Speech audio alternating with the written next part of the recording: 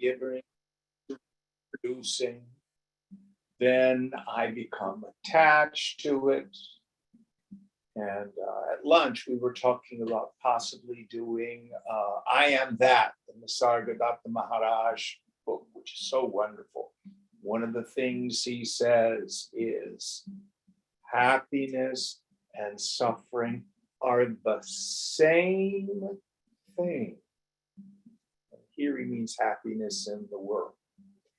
If I go to the world to seek happiness, knock yourself out.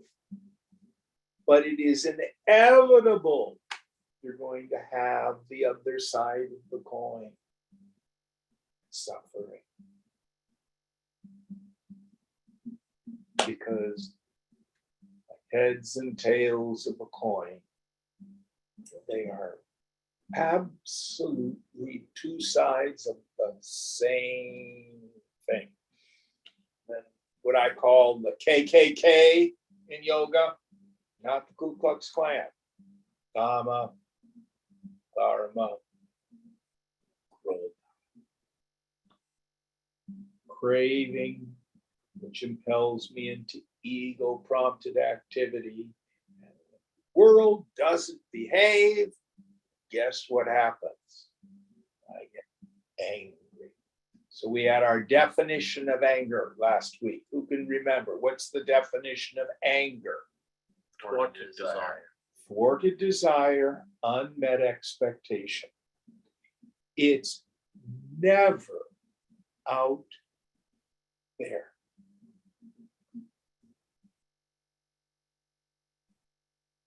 I was talking with a young man this morning, about things that just annoy him. I'm just annoyed with the Bay Area. It's dirty and there's crime and people are not kind to one another. It was so much better in Portland. Could be true. But what's happened?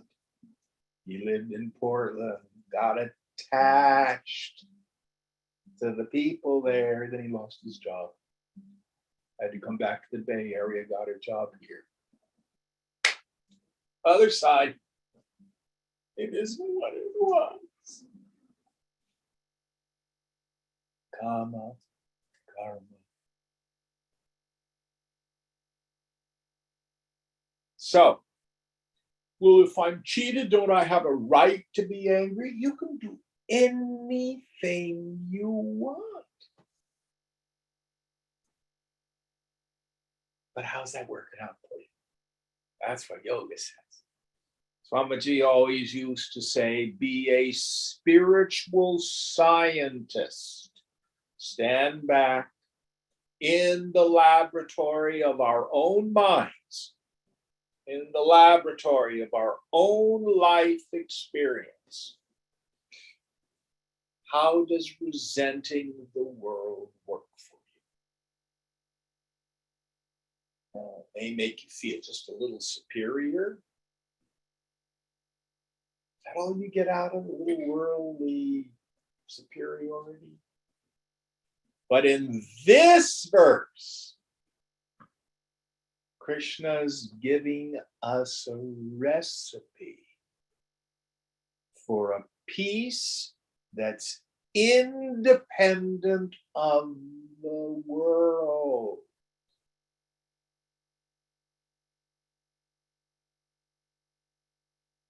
I was talking with Mike before class tonight. Today is Palm Sunday in the Christian tradition.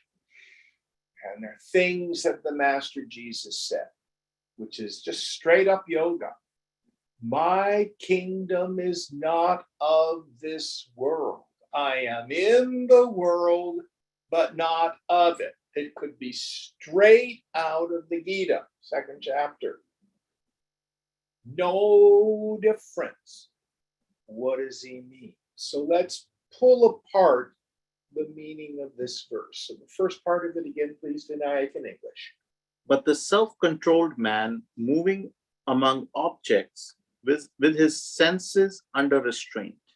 So how do we control the mind? Suppression doesn't work. How do I know if I'm suppressing desires? I get depressed.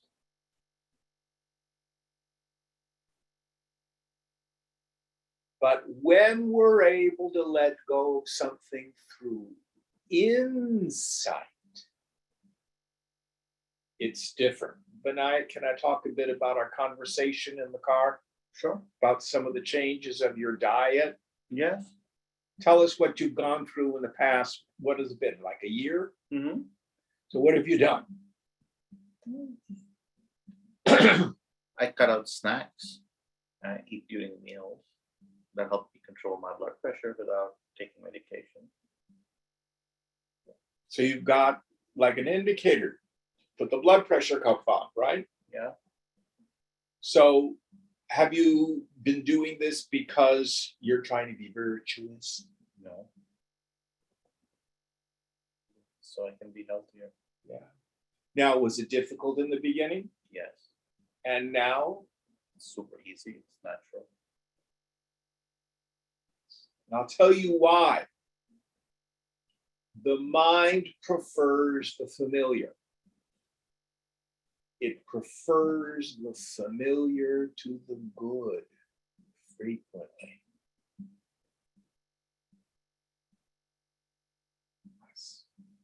I have a friend I know, and his partner is a chronic relapsing drug addict. Finally, he was all fed up, made arrangements to move into another house, get out this toxic relationship. And I get a call from the house that he was going to move into. He's changed his mind. He's going to go back to the fella who's the drug addict. You and I might say, that's crazy. But it's familiar. It's what he knows. I love you.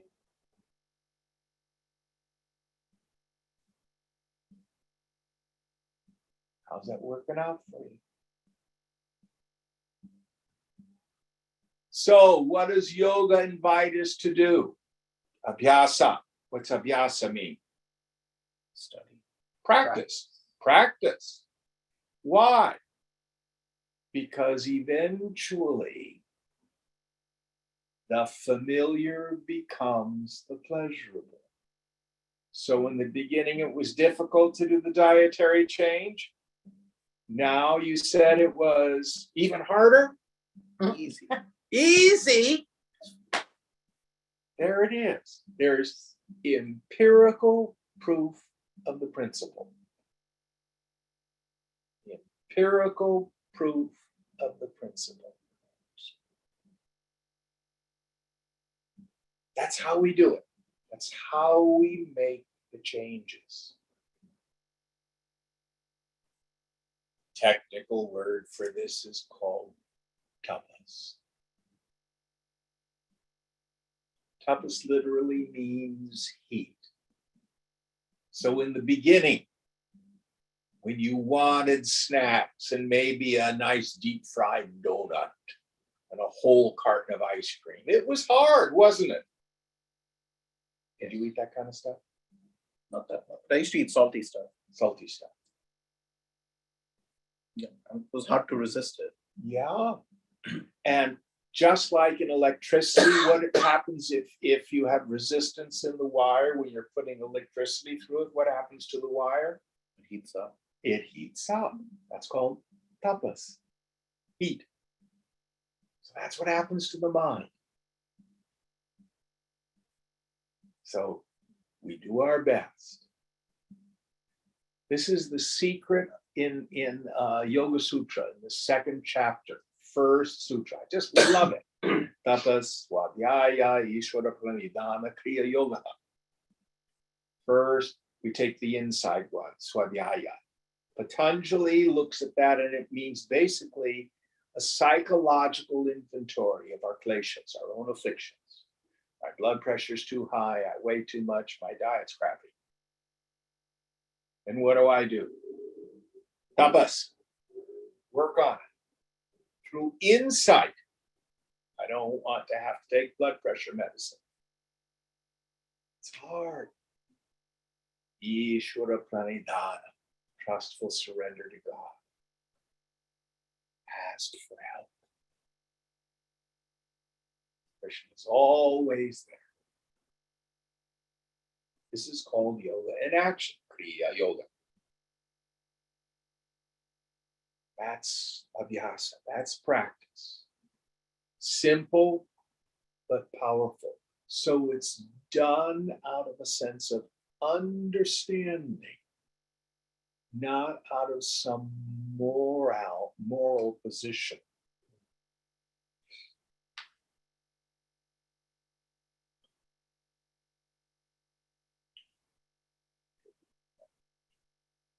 So, with senses under control,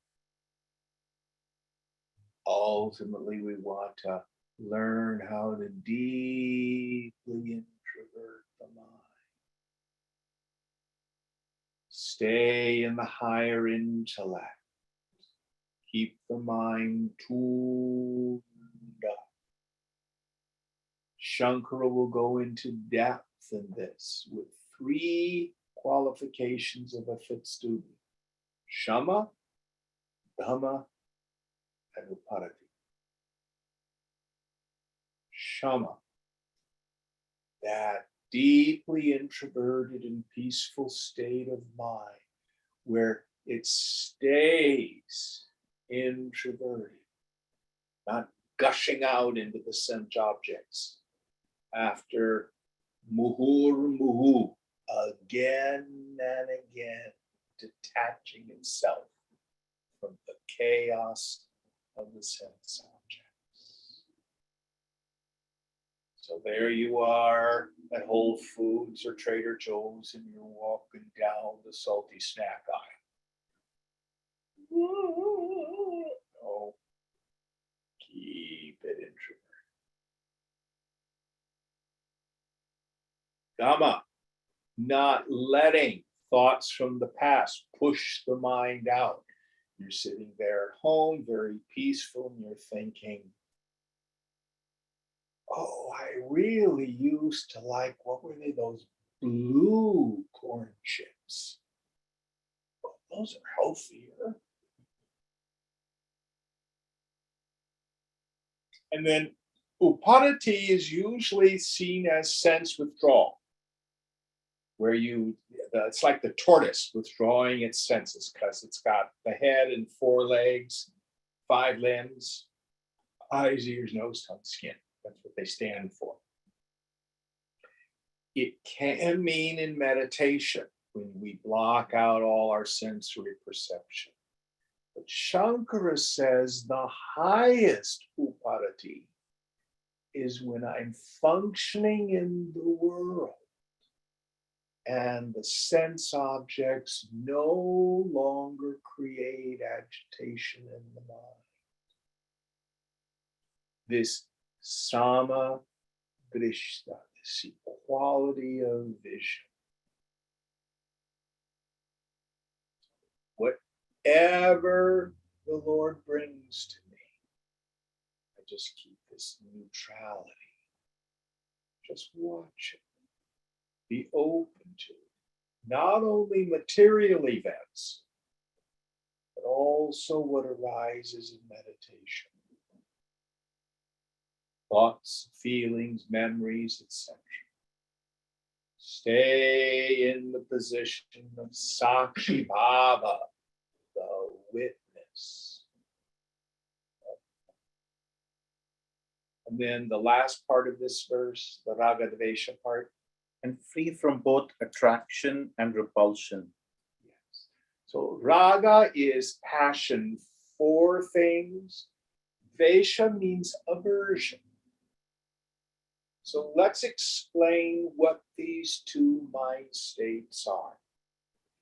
when the situation, when the environment is conducive, the mind is happy. When the situation, when the environment, the condition is non-conducive, the mind is unhappy. And it hasn't changed since you were an infant.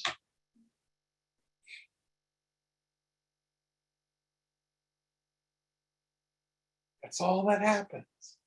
And it's mechanical. It's not based in anything inherently true about the world. Donald Trump is all over the news. Some people, oh, Trump's the greatest, just the greatest. How can they do this to Donald Trump? I love Donald Trump. Then half the people, oh, that terrible man, throw him in jail. He's horrible, he's horrible. Which is it? Yoga would say, shunyata, empty.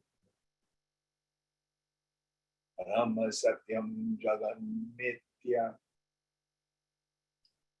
I superimpose raga and dvesha on the world. So here what Krishna is saying is, first, own it. See that it's my own mind's projection. It's not out there.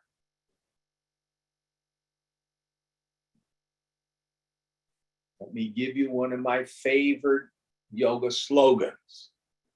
It is a spiritual axiom that if I am disturbed, no matter the cause, I'm the one with the klesha, the affliction, with the dosha, the defect. I'm the one with the attachment,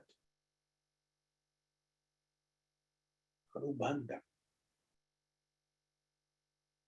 I'm the one with the identification, asmita, ankriti. Always. That doesn't mean that the world and its people might be empirically seen as quite wrong. But if I am upset about it, I want to, oh no, raga dvesha. I'm the one with the problem. It is one of the hardest things for a yogi to internalize. And we have no chance of freedom until we really understand that. Nothing is either good or bad, but thinking makes it so. Who said that? It's from Hamlet. It is? Yes, Good old Shakespeare. Hamlet. Shakespeare said it. But it's good yoga. It's good yoga right there. It's right there. Universal truth. Any thoughts about this? So the yogi practices this samadrishta, this equality of vision, making raga and dvesha the same. Now, in the beginning, doesn't mean it's going to stop. The external situation is conducive, my mind's going to go little. And you watch it. Happy mind, conducive situation. And it shifts. Oh, annoyed mind, dvesha. Non-conducive situation. And what's the truth about all external situations? They pass.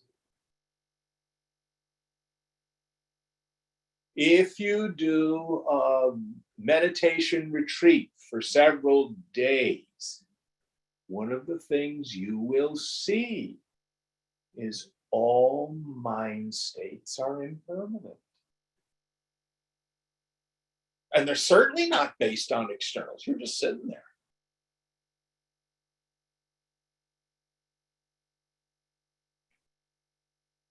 Very, very important teaching in this verse.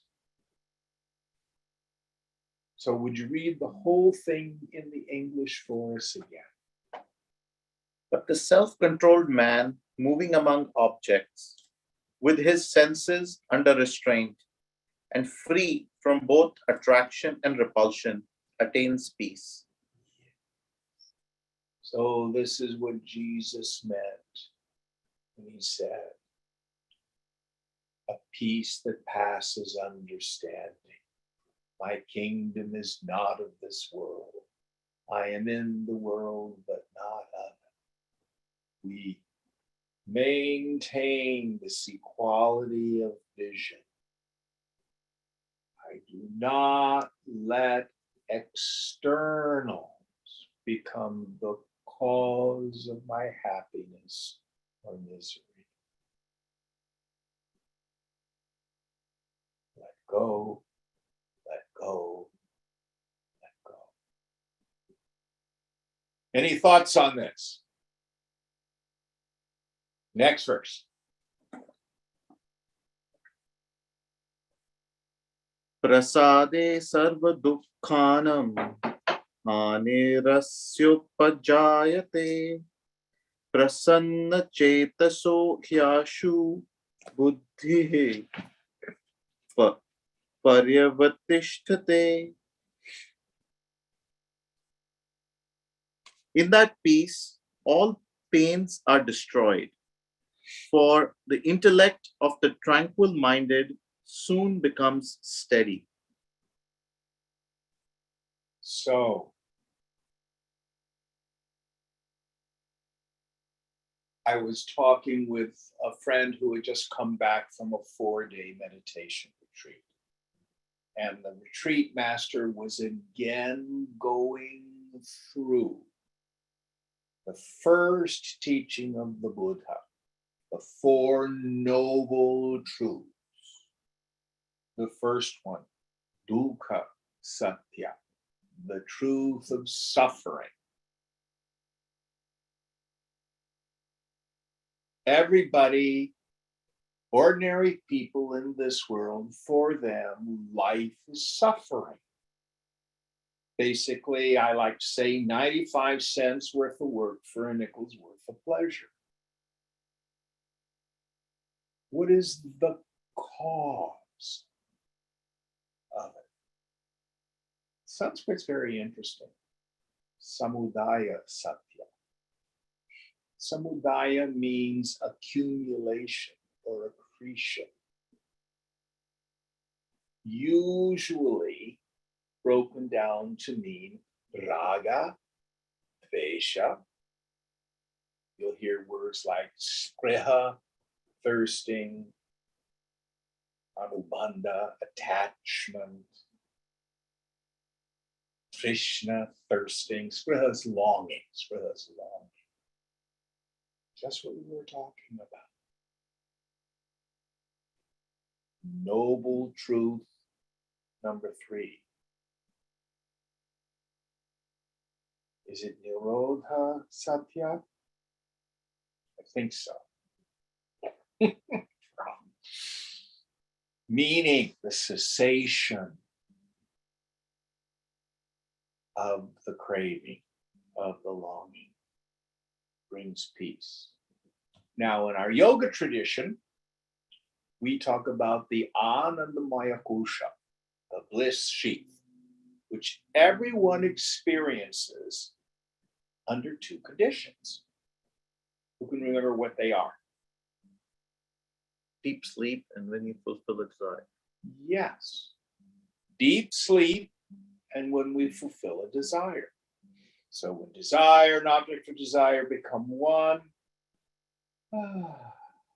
for a moment, the craving has ceased, but it's so temporary. And in the state of ignorance, I then attribute the bliss to the object rather than to the cessation of the craving. It's very clear in deep sleep. Everybody loves a deep sleep. Again, Vinayak and I were talking about how when you, what was it? It was quit drinking wine, I think. Isn't that what you said today? I did do that too, yeah. Yeah, and that you slept better. Mhm. Isn't that nice? But you didn't get any object of desire. In fact, it was exactly the opposite. You got rid of something. But everybody loves a deep sleep. No object causes the pleasure of deep sleep.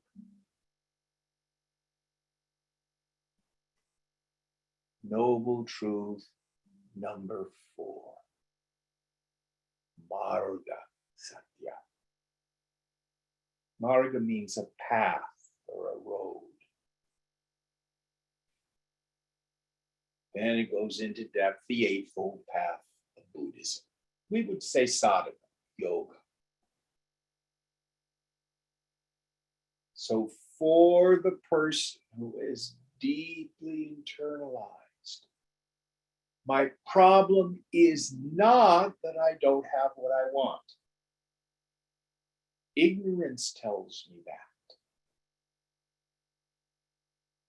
Later on, Krishna will say that's like pouring fuel on a fire.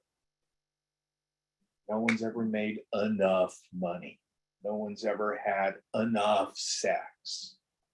No one's ever had enough attention, if that's what you crave. And the more you get, the more you want. So yoga helps us see through inside that it's the very addictive relationship I have with the world. That's the problem. Learn to let it go. We learn to let it go. My peace is not of this world.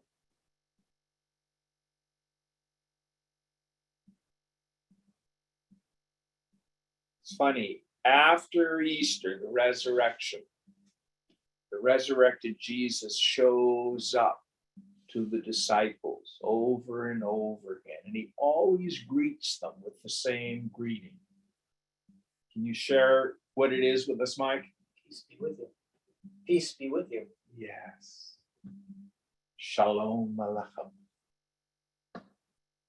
So close to the Arabic, Salam Alaikum. Hebrew is Shalom Aleichem. Peace be with you. I always imagine him showing up. Now he was in a full state of yoga, just looking into their eyes. Peace. No different than when Ramana Maharshi, we were talking about going to Arunachala. He would just be lying there on his couch. People would come in, wouldn't say a word. He would just look at them.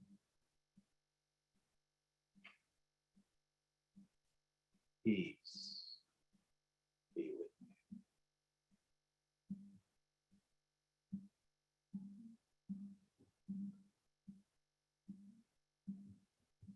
It's peace that is our own self nature.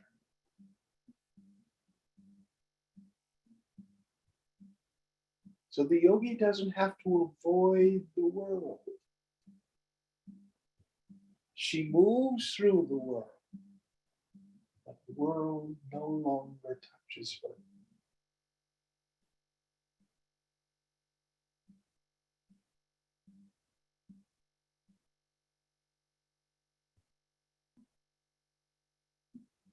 This is real happiness. Any thoughts on this?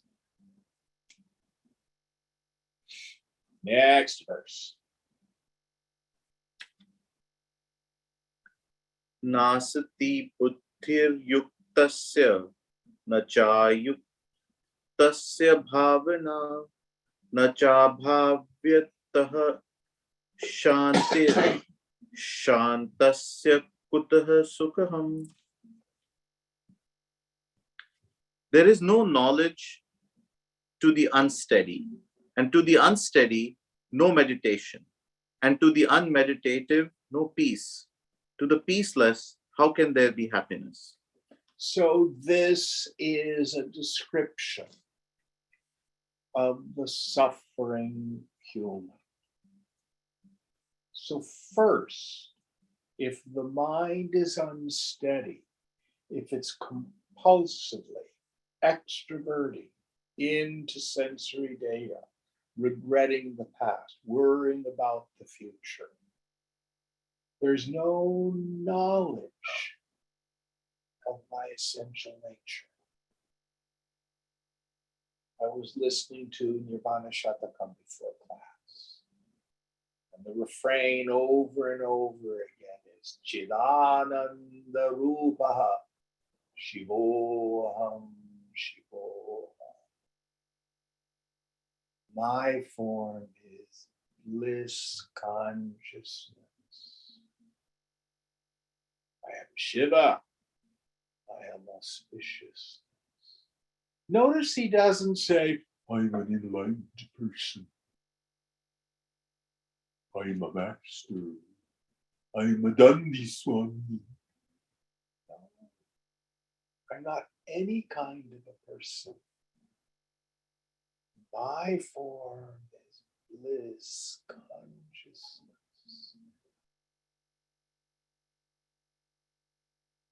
So when I have knowledge of that, then I have peace. If I have peace, I have happiness. Self-realization gives us essentially two things. The first I call existential freedom. Nothing is ever going to harm you. All of our fear is some form of trying to secure myself. And it's not necessary. It's like trying to secure space. You are untouched. Asangaha. Second thing, I now know where happiness is. Happiness is having a juicy mind.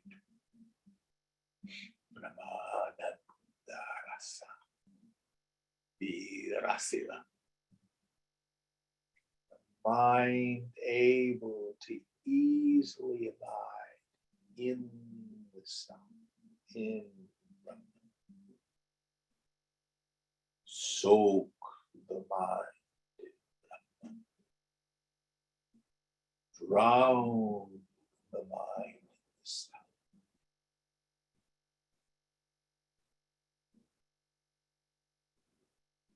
Be not only a full knower of the Supreme, but retire into the Supreme.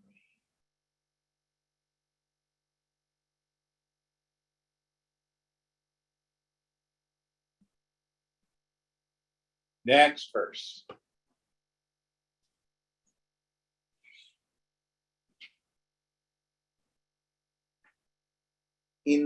Indriyanam hi charatam yanamano nividhyate tadasya harti pragyam vayunar vima vabhasi.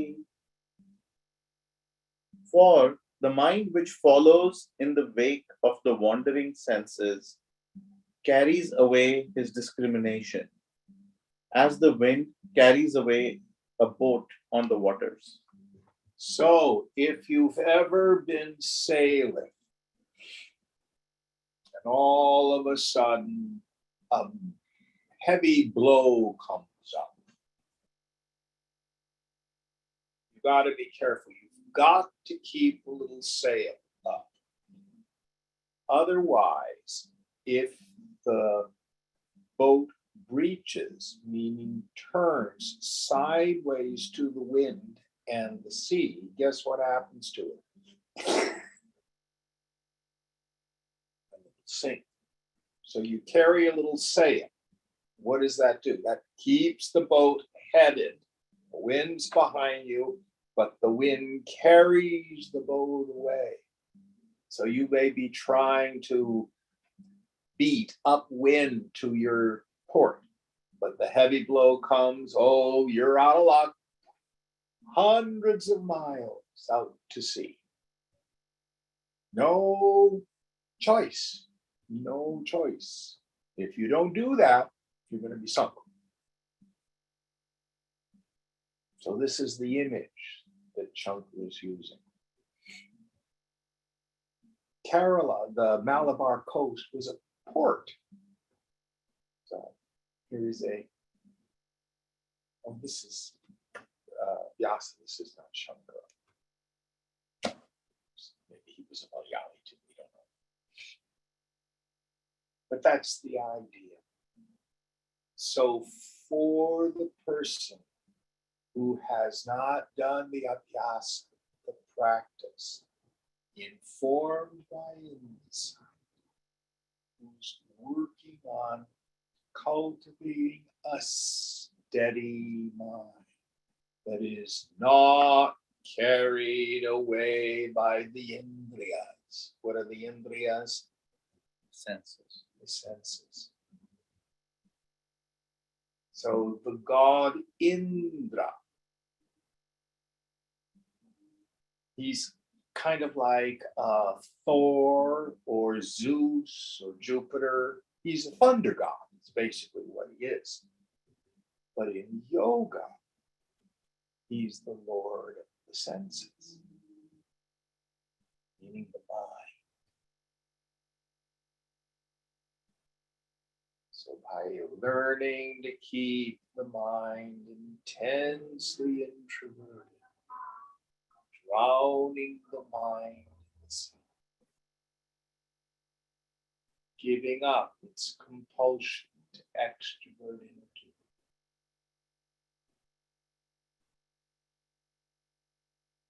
Don't let the senses carry the mind away like a heavy blow carries away a boat before.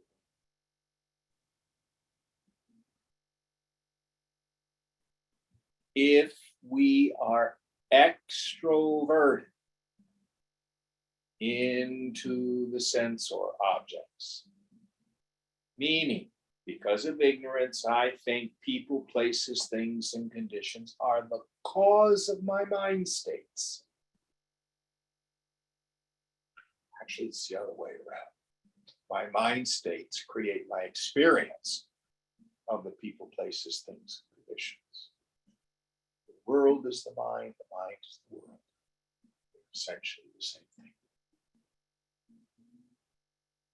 But if it's extroverted, and I'm a yogi who practices boga,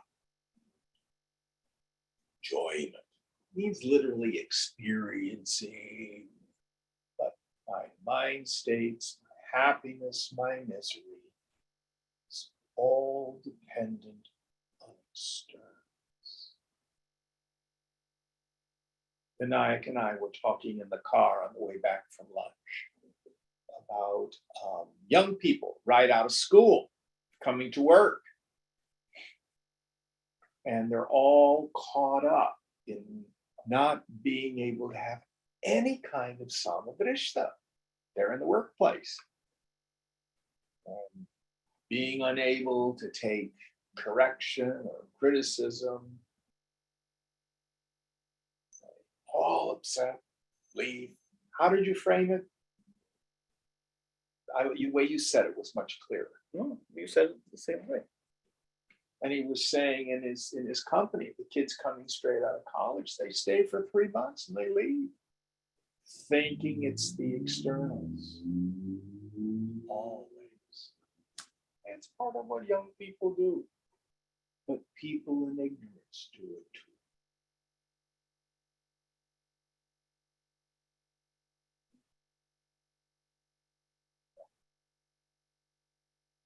It is my attachment to raga motivation. In that state, dukkha satya, the truth of suffering. What's its cause? Samudaya satya. Accumulation, the accretions. There's a lot implied in there. We could say that ultimately the accumulation is vasana or samskaras.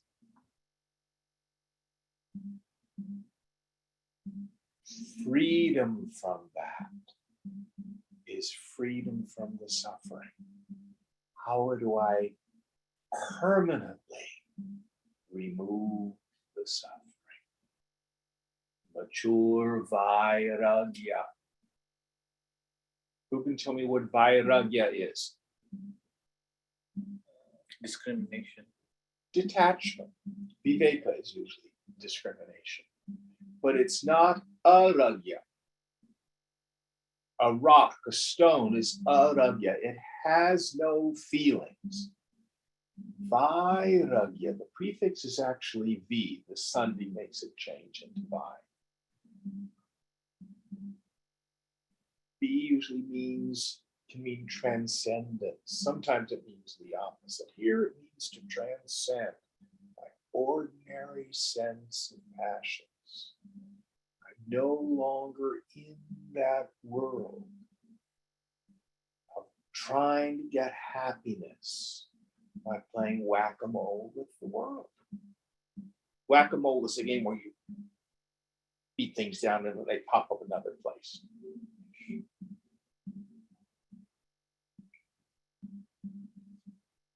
Now, especially in America, Western culture, we get the opposite message. The one with the most cash and prizes wins. It's so interesting. In America, if you're a billionaire, many people think you must be the smartest person. Just an assumption. Not only by the billionaire himself, but other people. That's somehow a measure of wisdom.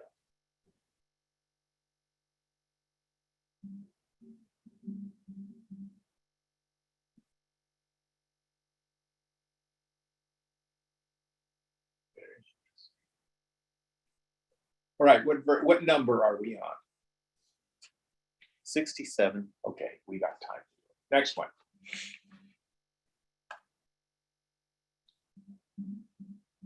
Tasmadyasya mahabaho nirgahitani sarvashah indriyani nidratebhyatasya pragya pratishtha. Therefore, O mighty armed, his knowledge is steady, whose senses are completely restrained from sense objects. So Mahabaho, mighty armed. That person's knowledge is steady, whose senses are under control. Now listen carefully. Remember earlier when he said, the person who gets rid of the objects of the senses but allows the craving to stay behind is verily a hypocrite. But his desire leaves him upon seeing the Supreme. So in the end, we are not healed so much by what we turn from, but by what we turn to.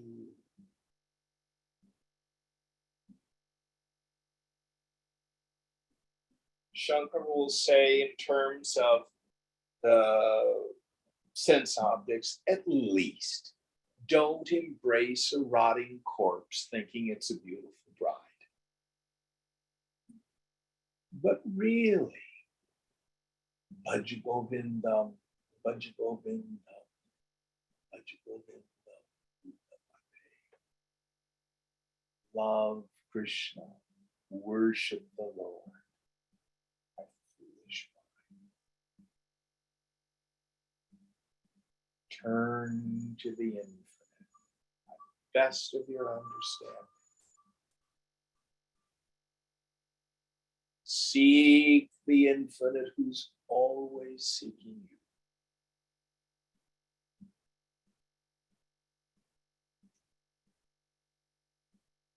Thank God, God is the most beloved. We'd all be in trouble.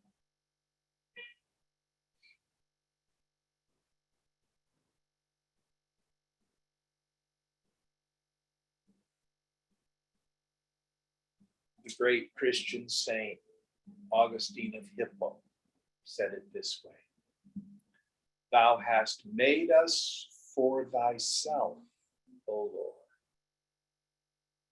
and our heart is restless until it finds its rest in thee.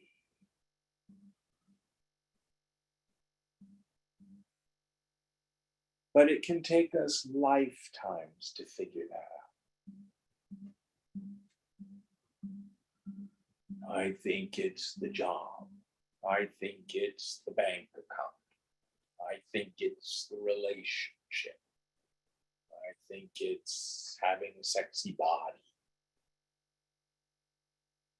All these things. There's a little pleasure in them. No one ever says that there's not pleasure in the world. It's just so little. And it's so fleeting. And if you keep trying to repeat it, it makes you angry.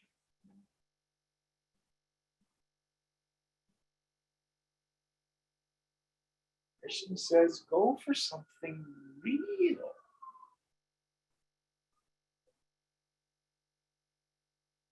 The philosophical definition of the real, with a capital R, something that always is, that's never subject to negation. People, places, things, conditions are not real by that definition. They are impermanent. They're constantly changing. Not only that, there's what we call the law of diminishing return. I got a candy jar full of chocolates. One chocolate may give you pleasure. Well, logically speaking, if I ate the entire jar of chocolate, I'd have even more pleasure. Try it.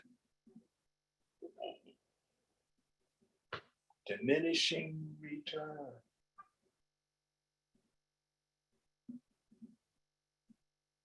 But when are you ever not you?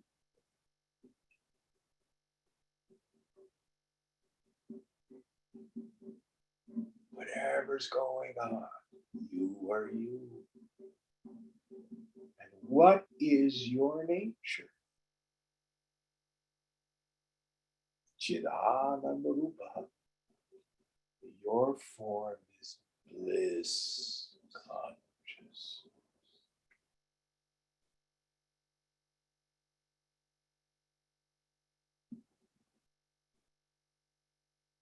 My only problem is I didn't know it.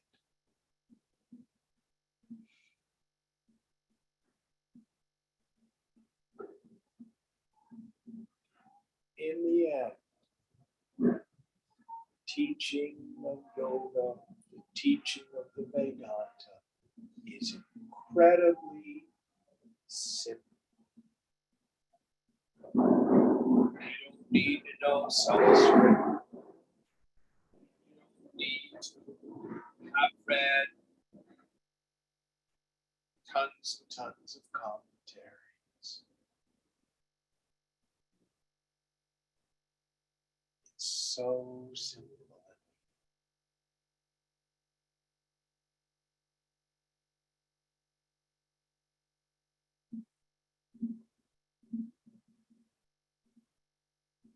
Next verse.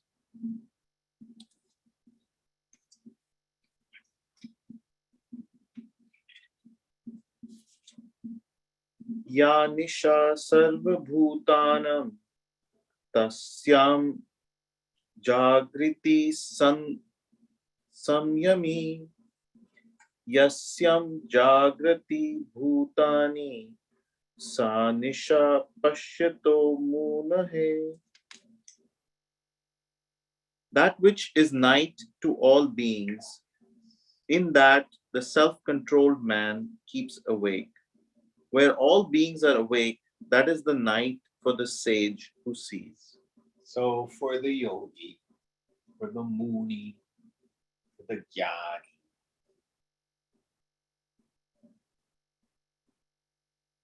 she has a playground that other people don't even know exists. This Atmaram.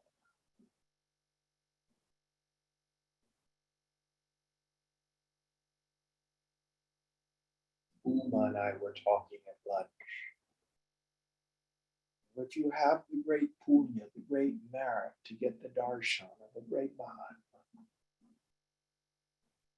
Or even, like when you go to Arunachala, the leftovers, the prasad of the Mahatma, even though he's no longer in the body, you can feel the vibration, the Shakti.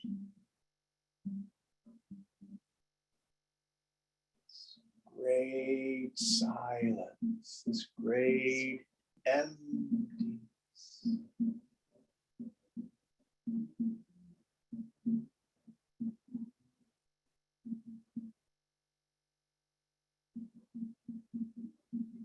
Ordinary people don't even know it exists. And if the mind is not prepared, you can be in the same room. Nothing happens. And then the reverse. People out there, I want, give me a better job. Oh my God, Google is going bankrupt. Oh my God, the bank is failed. Oh my God, war here, famine there. I'm going to get a better job. I'm going to get a bigger house. I'm going to get more, better, different. That's their world. And for the Muni,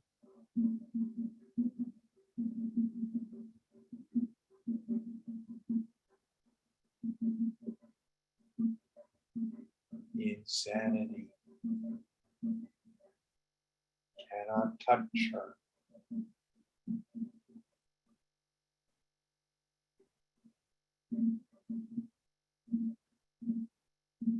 That is night to her. It's day to them, but it's night to her.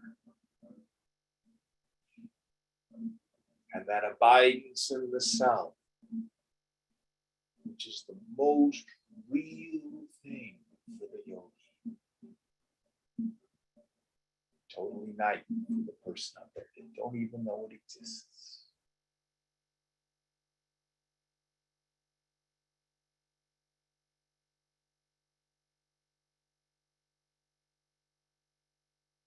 My kingdom is not of this world. In the Christian tradition, today and also on Friday, they're going to read what we call the Passions. So on Good Friday, especially, they read the Passion according to St. John. The Passion is the great foundational story of what happens to Jesus at the very end of his earthly life. And one of the really cool parts of the story is they arrest him, and then they beat him, and then they take him in front of Pontius Pilate, who was the Roman governor, the prefect, I think they called him. Is that right, Mike? And there's this conversation between the two of them. Pilate says, "Don't you know I have the power to kill you?" Jesus says, "You could have no power if it were not given from my Father." Well, they say you're a king. Are you a king? That would have been sedition for the Romans. Jesus says, "My kingdom is not this one." And then one of my favorite ones, Pilate's obviously looking at it, and then he says, "What is truth?" Remember that one, Mike? My fantasy is Jesus looks him right in the eyes and tunes him up. After that, Pilate says, "I find no fault in this man." Very, very cool interaction. What it must have been like for this worldly man, a general, politician, to be in the presence of a great yogi, who could not be touched by what they did.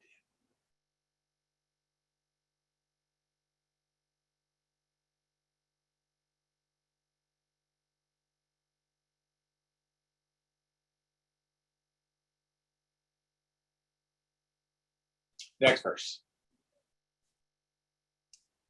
This is 70. Yes. Apuryamanam chal prathishtam samudramapah pravishani yadvat tadvat kamayam pravishanti sarve sashanti mapnoti na kami.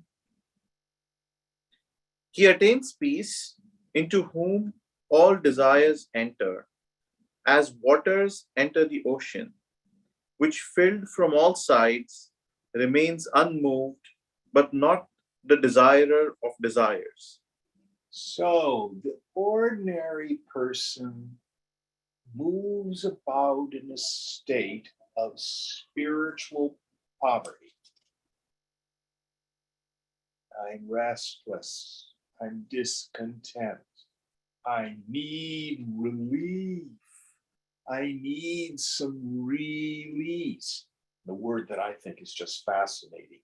I need a vacation, meaning I need to vacate my life. So when joys come to that person, "Oh, I'm so empty, fill me with a little bit of something." And you have to imagine the ocean and the Ganges flows into it, and the Amazon flows into it, and the Mississippi flows into it, and all the rivers. But the ocean is so immense that they do not cause the level of the ocean to rise. So is there pleasure, is there joy in the world for the person of knowledge? Yes. But I like to say the world is just too little. I tell people I'm a hedonist. I've always been a hedonist. The world just was too little. Trinkets and baubles. Why would you be satisfied with trinkets and baubles when there's an ocean?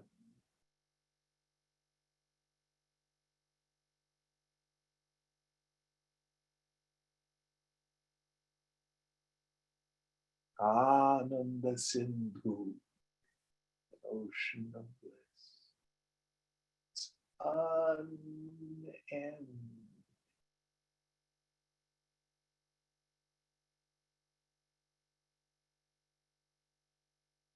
So the person of steady wisdom isn't afraid of the world, and in fact can enjoy the world. But it's little.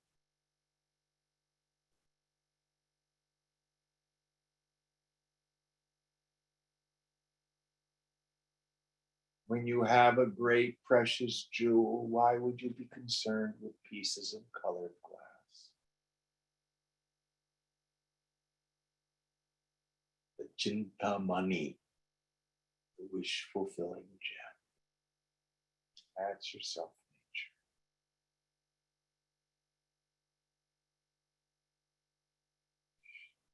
So she can move through the world, and when the situation is auspicious and nice things happen, she enjoys them. But it's easy to be detached. And if antithetically the situation is non-conducive, no big deal. Does not diminish her anyway.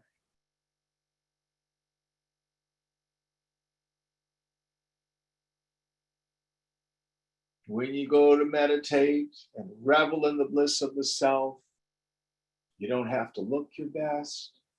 You don't have to do your hair. You don't even have to get dressed. And it won't rot your liver. And it's free. Not subject to abuse. And always available. No downside.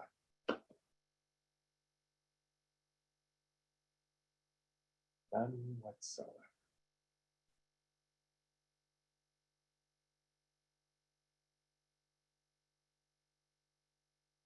And you don't have to pay taxes on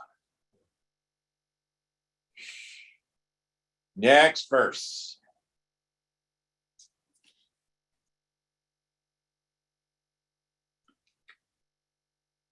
Vihaya kamanyah sarvam pumascharati nispraha nirmamo nirahamkaraha nirahankaraha shanti madhigachati shanti madhigachati.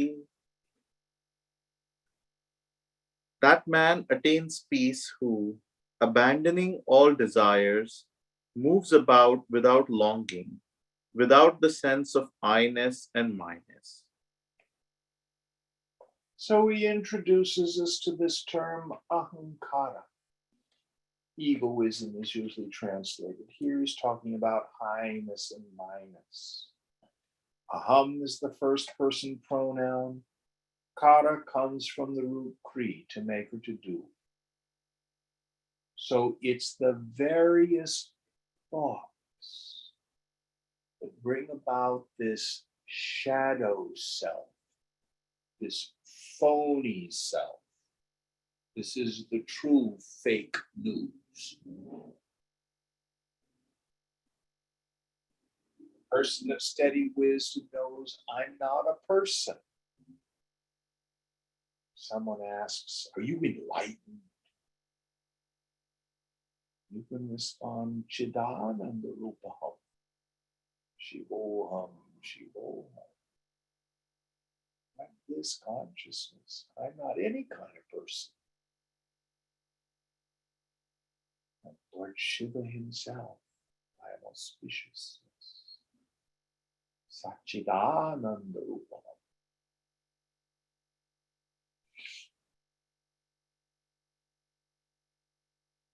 Nirvikalpa. Any movement. Vikara.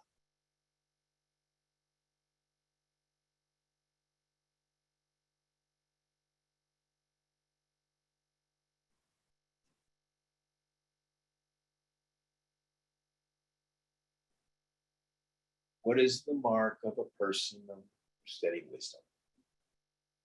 They don't think they're a person anymore. That's the mark. They know they are Brahman. And one more. This is the last one, right? Yes.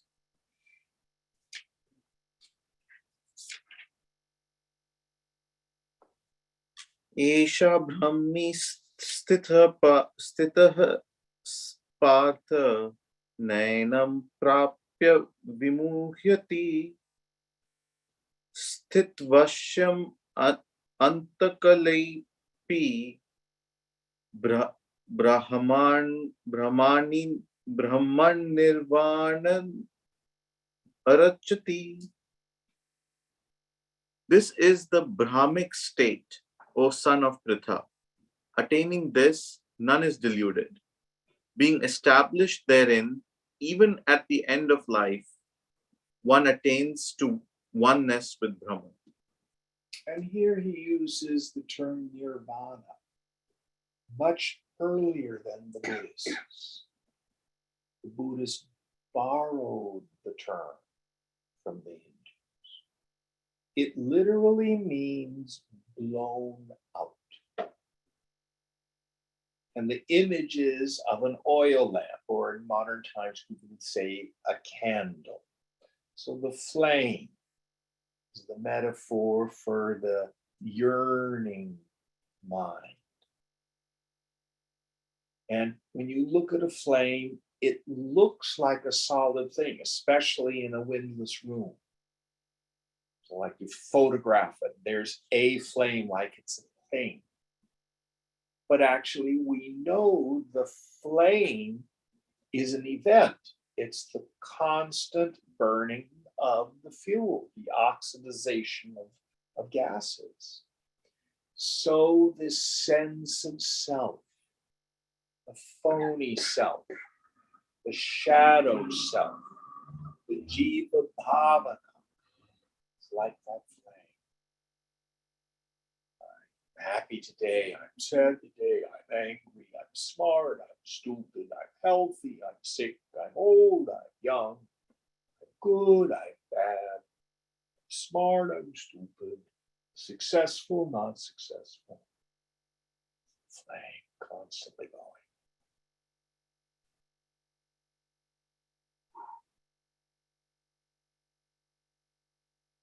Blown out.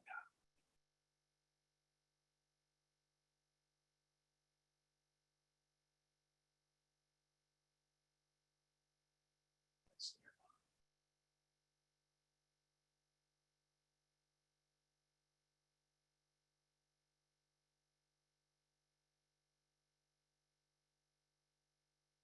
There's a little Upanishad at the end. Om Tat Sat Iti Srimad Bhagavad Gita Upanishatsu. Om Tad Sadditi Srimad Bhagavad Gita Su Upanishatsu. Upanishatsu Brahmavidyaya.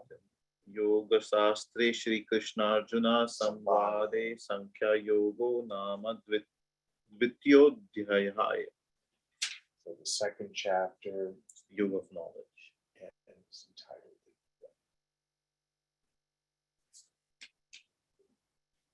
Om Purnamada Purnamidam Purnat Purnamudachyate Purnasya Purnamadaya Purnameva Vashishyate. Om Shanti Shanti Shanti. Hari Om. Sri Guru Namaha. Hari Om.